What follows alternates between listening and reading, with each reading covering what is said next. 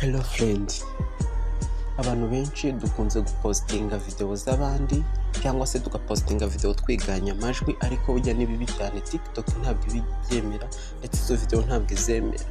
Buno ntangiye kukwereka uburyo ki wareba muri video zawe wagiye upostinga, ukaramo video wapostinze ukazipostinga TikTok itabyemera ndetse zirobanura mu zindi.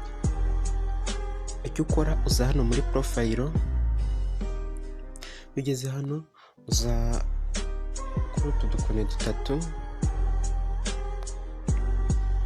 ukaza hano muri creator tools,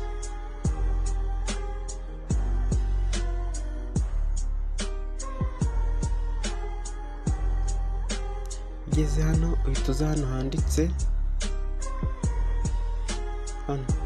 handitse account check,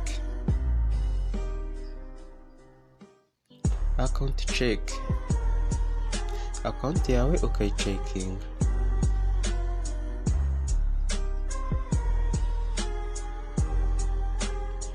Izi video bari kugenda bavivura, murabona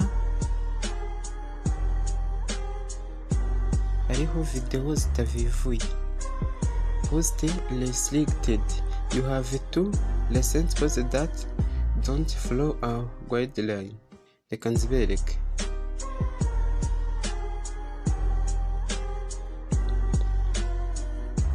Iyi video ya mbere nari niganye ijwi, iya kabiri niyo ni y'umuhinde, nafashe template ziramo ifoto yanjye, ariko murabona mu by'ukuri ntabwo TikTok ibibyemera.